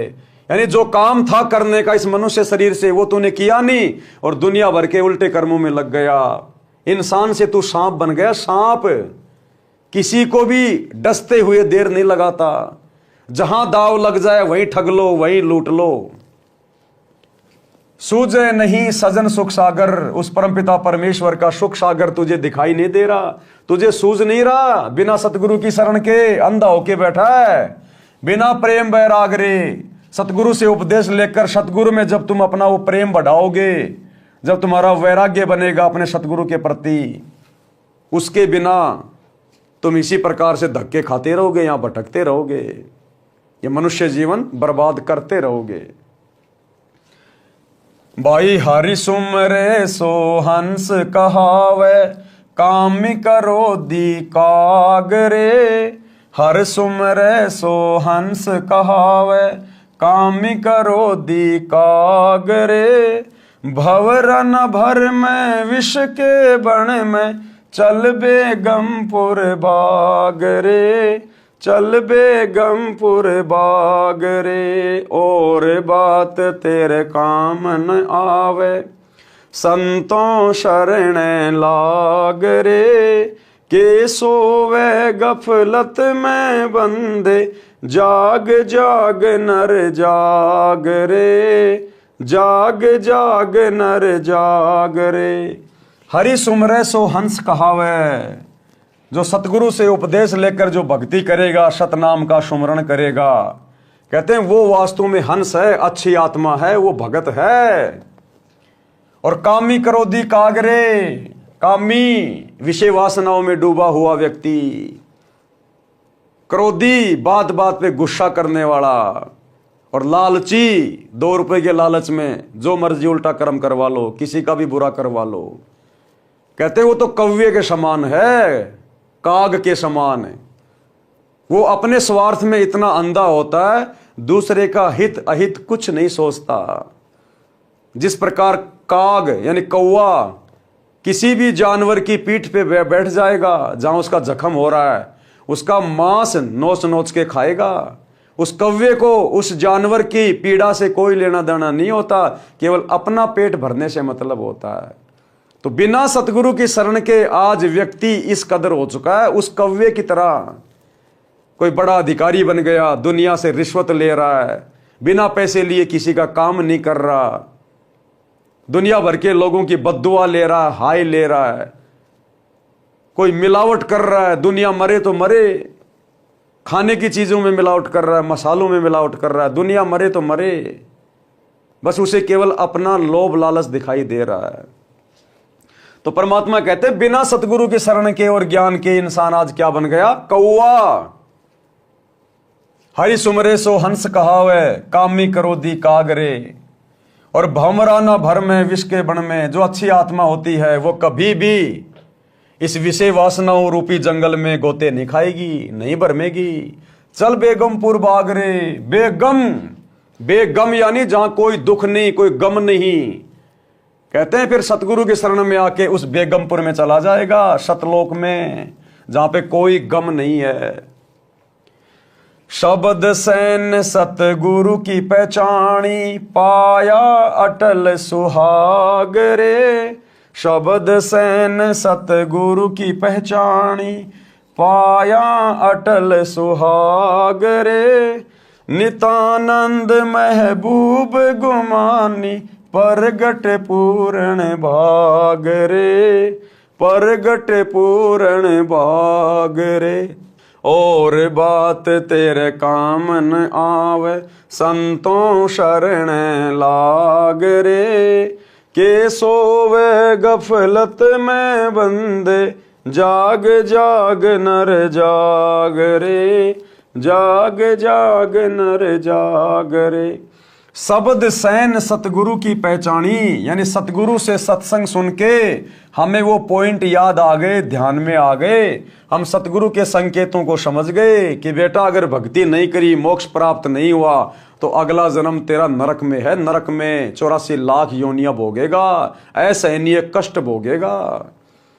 तो कहते हैं जो अच्छी आत्मा होती है वो अपने सतगुरु के संकेतों को समझ जाती है कि सतगुरु क्यों आया है, सतगुरु कौन होता है, सतगुरु हमसे क्यों भक्ति करवा रहे हैं, मनुष्य जन्म का टारगेट क्या है।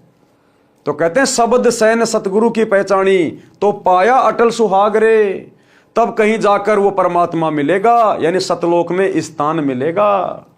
और नितानंद महबूब गुमानी, अपने गुरुदेव की वो प्रशंसा कर रहे हैं कि प्रगटे पूर्ण भाग रे, कि मुझ नितानंद का कोई पूर्ण भाग था जो मेरे गुरुदेव भगवान प्रकट हुए।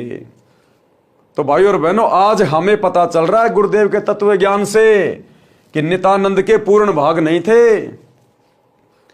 ये पूर्ण भाग इस वर्तमान कलयुग की पिछली पीढ़ी में उन आत्माओं के होंगे जो आत्माएं इस पूर्ण संत पूर्ण ब्रह्म परमात्मा की शरण में आ जाएगी। क्योंकि पूर्ण मोक्ष केवल यही सतगुरु प्राप्त करवा सकता है, दूसरा सृष्टि में कोई नहीं है।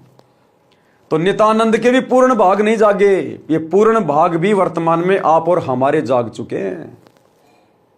नितानंद महबूब गुमानी, प्रगटे पूर्ण भाग रे। एक छोटा सा सत्संग, विशेष संदेश इसार जेल से आया हुआ। गुरुदेव बता रहे हैं कि तुम्हारा गुरु कौन है, हल्के में मत जियो। गुरुदेव कह रहे हैं उत्तर दक्षिण पूर्व पश्चिम क्यों फिरदा दाने दाने नु, सर्व कला सतगुरु साहिब की हरि आए हरियाणे नु। कि भाई वो परमात्मा गरीबदास जी के समय आया था और भाई आज तुम्हारे सामने प्रत्यक्ष प्रकट है, पहचाने जाए तो पहचान लो। कि वो परमात्मा गरीबदास जी के समय आए थे, तो गरीबदास जी के समय कौन आए थे, कौन मिले थे गरीबदास जी को? जिंदा बाबा। कौन जिंदा बाबा? कबीर जी। और गुरुदेव कह रहे हैं कि वो परमात्मा गरीबदास जी के समय आए थे और भाई आज प्रत्यक्ष प्रकट है तुम्हारे सामने, पहचाना जाए तो पहचान लो। तो आज हम भक्तों के सामने प्रत्यक्ष कौन प्रकट है? हमारे गुरुदेव। तो कौन है हमारे गुरुदेव? स्वयं कबीर परमात्मा, जिंदा बाबा। ये छोटा सा सत्संग अगर आंख खुली होगी तो समझ जाओगे, आंख बंद है तो जिंदगी में नहीं समझ पाओगे। सुनिए। तो क्या बताते हैं, उत्तर दक्षिण पूर्व पश्चिम फिरता दाने दाने नो, और सर्व कला सतगुरु साहिब की हरि आए हरियाणे। गरीबदास जी के समय आए थे, रिबारे भाई प्रगट सामने था, पहचाने जात पहचान लियो। गरीबदास जी के समय आए थे, रिबारे भाई प्रगट सामने था, पहचाने जात पहचान लियो। गरीबदास जी के समय आए थे, रिबारे भाई प्रगट सामने था, पहचाने जात पहचान लियो। तो भाई और बहनों, अब यकीन हो जाना चाहिए कि पूर्ण भाग किसके प्रकट हुए, नित्यानंद जी के या आप और हमारे? नित्यानंद जी तो आज भी विष्णु लोक की भक्ति करके जन्म और मरण में हैं, क्योंकि उनका इष्ट ही जन्म मरण में है, श्री विष्णु जी। तो नित्यानंद जी का कैसे जन्म मरण का रोग समाप्त हो जाएगा? ये पूर्ण भाग तो आप और हमारे प्रकट हुए हैं, बड़े सौभाग्य से, गुरुदेव के आशीर्वाद से। तो अब इस परमेश्वर को पहचानने में देरी मत करो। एकमात्र इष्ट पूरी सृष्टि का यही है, जिंदा बाबा कबीर जी, सतगुरु रामपाल जी। इसलिए हम भगत भाई बहन बार बार निवेदन करते हैं, विशेषकर हमारे खुद के भगत भाई बहनों से जो सतलोक आश्रमों से जुड़े हुए हैं, जो अज्ञानता की नींद में सोए पड़े हैं, जून के महीने में कागज के टुकड़े को, उस नकली दाढ़ी मूछ वाली कबीर जी की समझे जाने वाली फोटो को कबीर मान के पूज रहे हैं, कबीर प्रकट दिवस मना रहे हैं, अपने गुरु को हल्के में ले रहे हैं, उन आत्माओं से प्रार्थना है अपने भाग जगा लो, नहीं तो अंत में वही बनेगी जो भक्तिहीन प्राणियों की बनती है। तो क्या कहते हैं, शब्द सैन सतगुरु की पहचानी। तो गुरुदेव ने संकेत कर दिया कि भाई वो गरीबदास जी के समय आए थे और आज तुम्हारे सामने प्रत्यक्ष प्रकट है, पहचान सको तो पहचान लेना। तो ये संकेत करेगा, संकेत। शब्द सैन सतगुरु की पहचानी, पाया अटल सुहाग रे, और नितानंद महबूब गुमानी, प्रगटे पूर्ण भाग रे, और बात तेरे काम ने आवे, संतों शरण लाग रे। वास्तव में यह ऊपर लिखा शब्द कबीर साहिब जी का है, फिर भी हमने ज्ञान प्राप्त करना है। शब्दार्थ, अब गुरुदेव ने इन वाणियों का क्या अर्थ किया है। हे मानव, स्त्री पुरुष परमात्मा की चर्चा व भक्ति के अतिरिक्त अन्य कोई बात यानी चर्चा तेरे काम की नहीं है।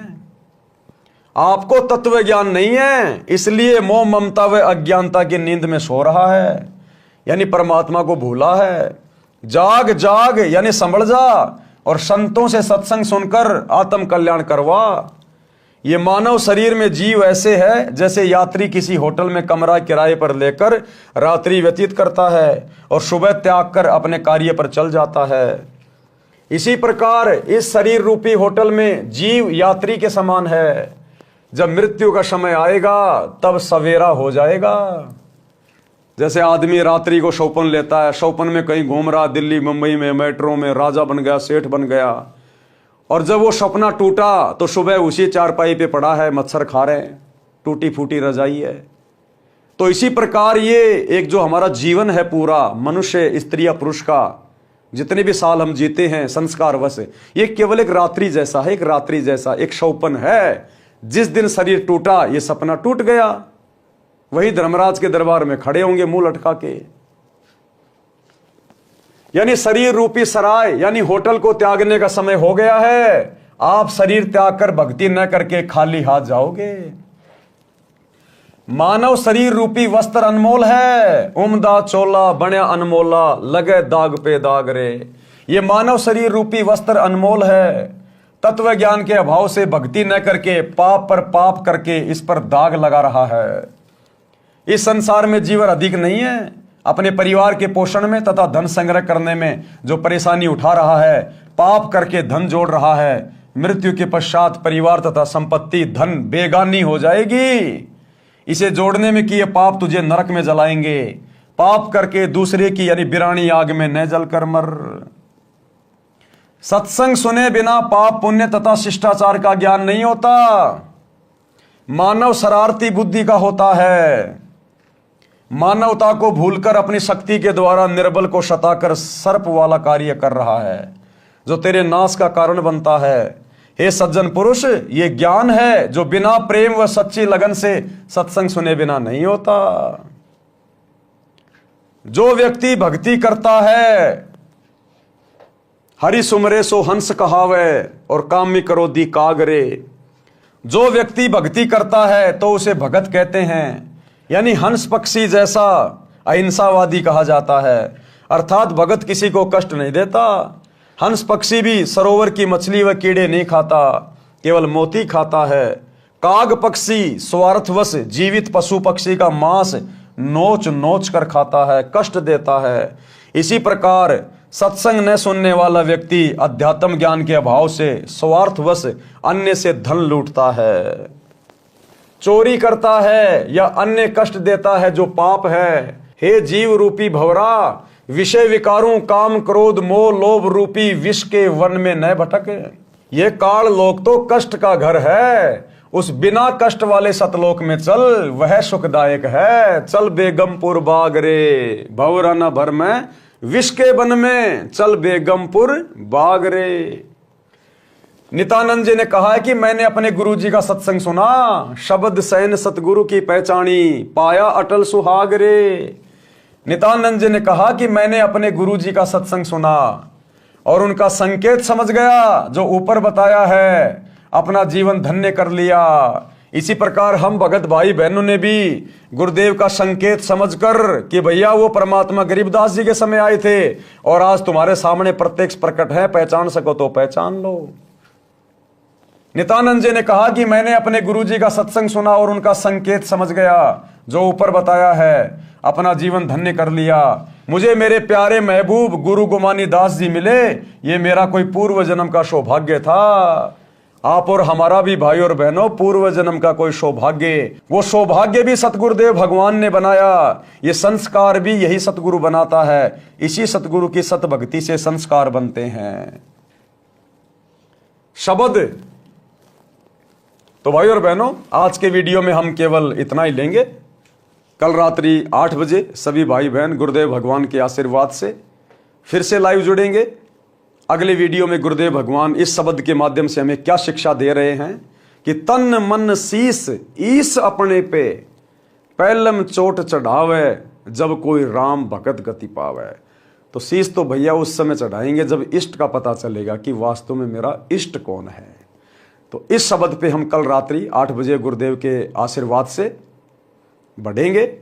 तब तक गुरुदेव भगवान हम सबको आज्ञा दे, इजाजत दे, सद्बुद्धि दे, आशीर्वाद दे। बंदी छोड़ सतगुरु रामपाल जी भगवान की जय हो।